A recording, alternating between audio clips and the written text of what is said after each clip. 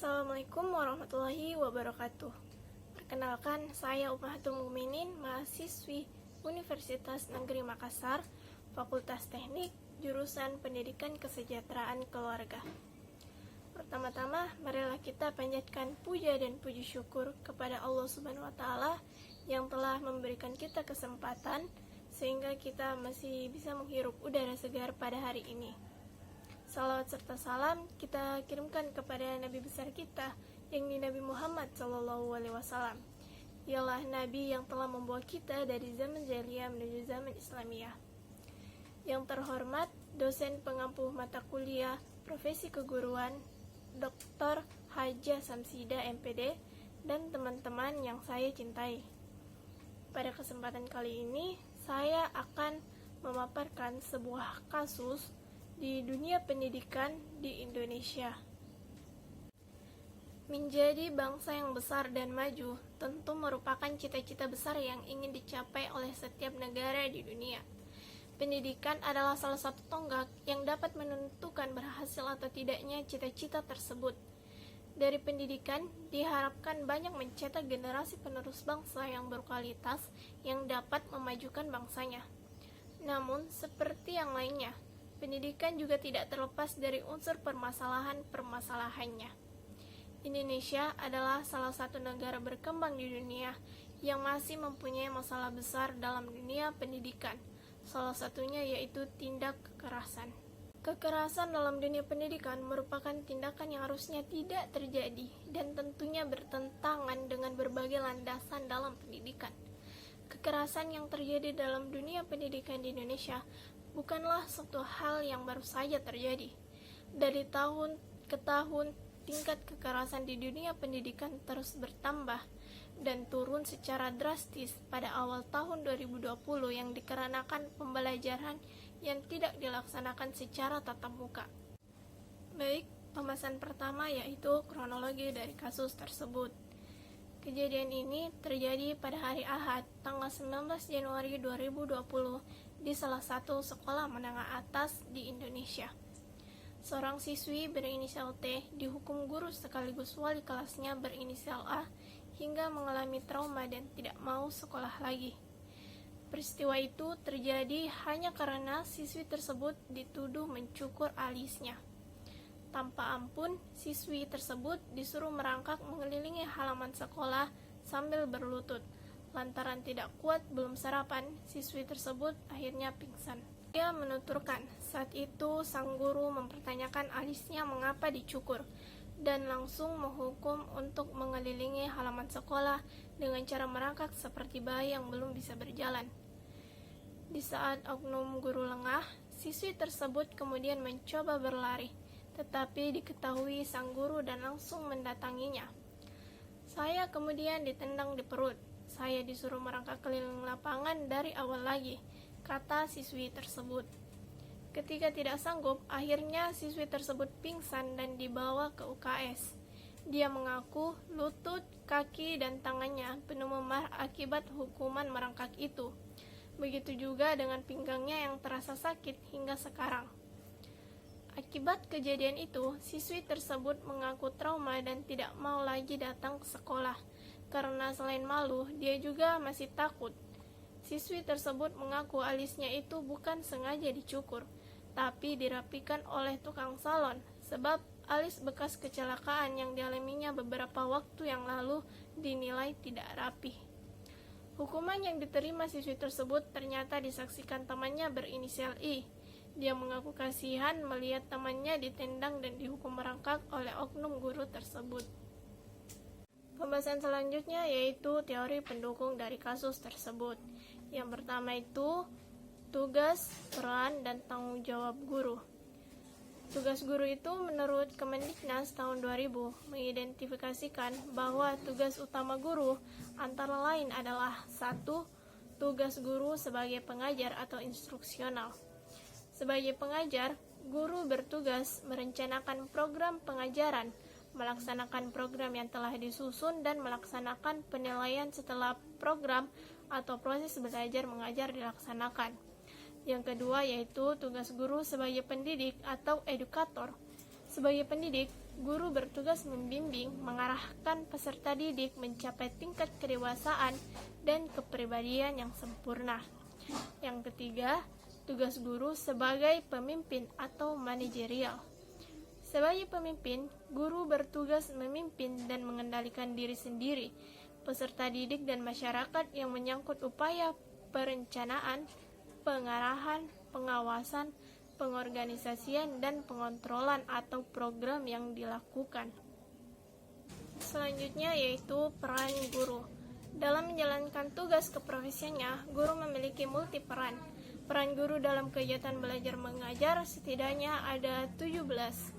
Yang pertama itu peran guru sebagai organisator, yang kedua peran guru sebagai demonstrator, yang ketiga peran guru sebagai pembimbing, yang keempat peran guru sebagai pengelola kelas, yang kelima peran guru sebagai fasilitator, yang keenam peran guru sebagai mediator, yang ketujuh peran guru sebagai inspirator, yang kedelapan peran guru sebagai informator, yang kesembilan peran guru sebagai motivator, yang kesepuluh peran guru sebagai korektor, yang kesebelas peran guru sebagai inisiator, yang ke-12 peran guru sebagai evaluator, yang ke-13 peran guru sebagai kulminator, yang ke-14 peran guru sebagai administrator sekolah, yang ke-15 peran guru sebagai pribadi, dan ke-16 peran guru sebagai psikologis. Selanjutnya yaitu tanggung jawab guru. Guru yang profesional hendaknya mampu memikul dalam melaksanakan tanggung jawab sebagai guru kepada peserta didik, orang tua, masyarakat, bangsa, negara, dan agamanya. Tanggung jawab profesional antara lain 1. Tanggung jawab intelektual. Tanggung jawab intelektual diwujudkan dalam bentuk penguasaan materi pembelajaran secara luas dan mendalam, mencakup penguasaan materi kurikulum mata pelajaran di sekolah dan substansi keilmuan yang menaungi materinya, serta penguasaan terhadap struktur dan metodologi keilmuannya. Yang kedua yaitu tanggung jawab profesi atau pendidikan. Tanggung jawab profesi diwujudkan melalui pemahaman guru terhadap peserta didik, perencanaan, pelaksanaan pembelajaran, evaluasi hasil belajar, dan pengembangan peserta didik untuk mengaktualisasikan berbagai potensi yang dimilikinya. Yang ketiga yaitu tanggung jawab sosial. Tanggung jawab sosial diwujudkan melalui kemampuan guru berkomunikasi dan bergaul secara efektif dengan peserta didik, sesama kolega pendidik, tenaga kependidikan, orang tua atau wali peserta didik, dan masyarakat sekitar. Yang keempat yaitu tanggung jawab moral dan spiritual. Tanggung jawab spiritual dan moral diwujudkan melalui penampilan guru sebagai insan beragama yang perilakunya senantiasa berpedoman pada ajaran agama dan kepercayaan yang dianutnya, serta menyimpang dari norma agama dan moral.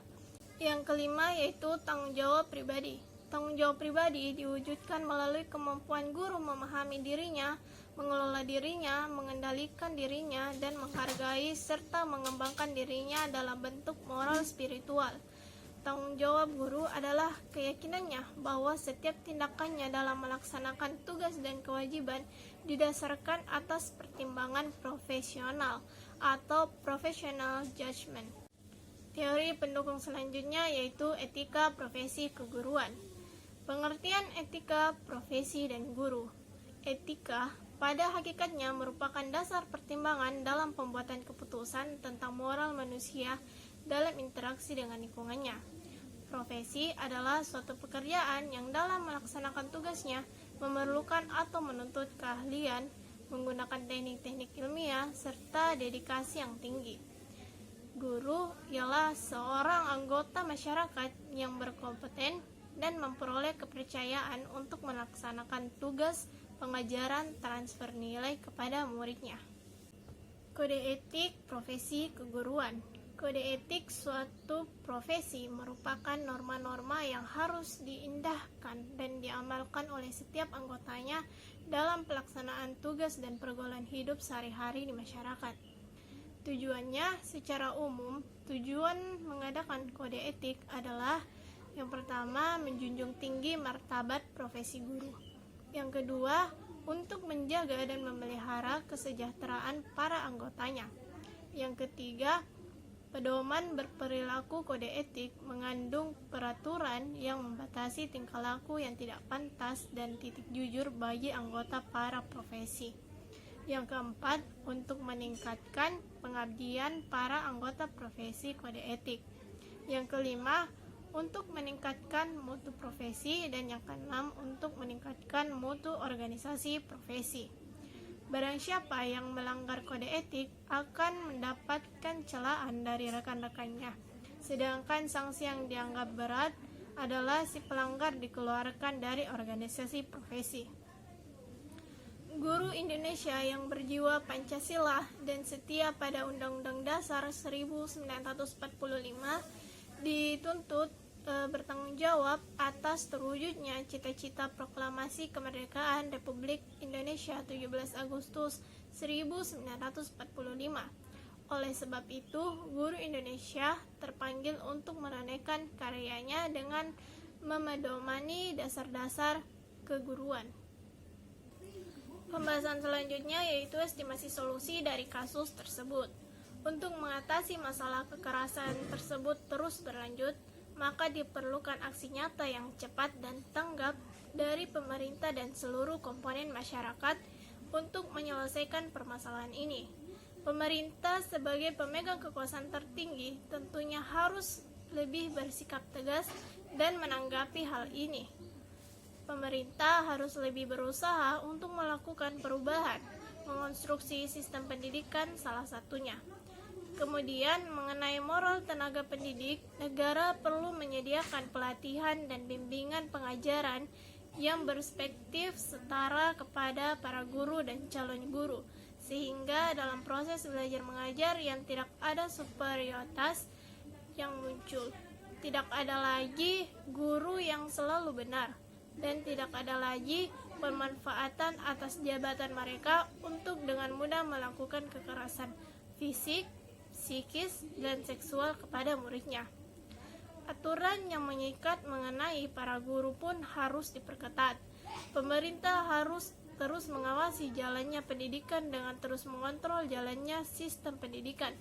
Kemudian harus ada jaminan keamanan yang pasti dalam setiap proses pembelajaran yang terjadi baik di institusi pendidikan formal maupun non-formal.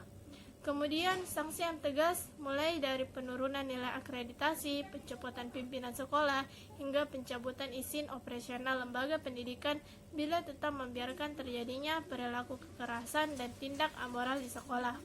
Sosialisasi Undang-Undang Nomor 23 Tahun 2002 tentang perlindungan anak kepada siswa, orang tua, guru, kepala sekolah, dan birokrat pendidikan agar semua pihak tahu bagaimana melindungi anak dari berbagai bentuk kekerasan, terutama dalam dunia pendidikan, juga merupakan langkah dari penyelesaian masalah kekerasan ini. Sebagai kesimpulan, permasalahan di dunia pendidikan di Indonesia dapat disebabkan oleh beberapa hal. Salah satunya adalah kekerasan. Kekerasan tersebut dapat berupa kekerasan fisik, psikis, hingga seksual. Kekerasan tersebut seringkali dilakukan oleh sesama siswa, bahkan guru terhadap siswanya. Kekerasan yang dilakukan tentu menyisakan berbagai bekas bagi si korban, terutama bagi psikisnya. Sehingga untuk mencegah dan menghentikan tindakan kekerasan tersebut, peran pemerintah sebagai pemangku kekuasaan tertinggi dan masyarakat sangatlah diperlukan guna melindungi wajah dunia pendidikan dari salah satu masalah pendidikan, yaitu kekerasan. Terima kasih. Wassalamualaikum warahmatullahi wabarakatuh.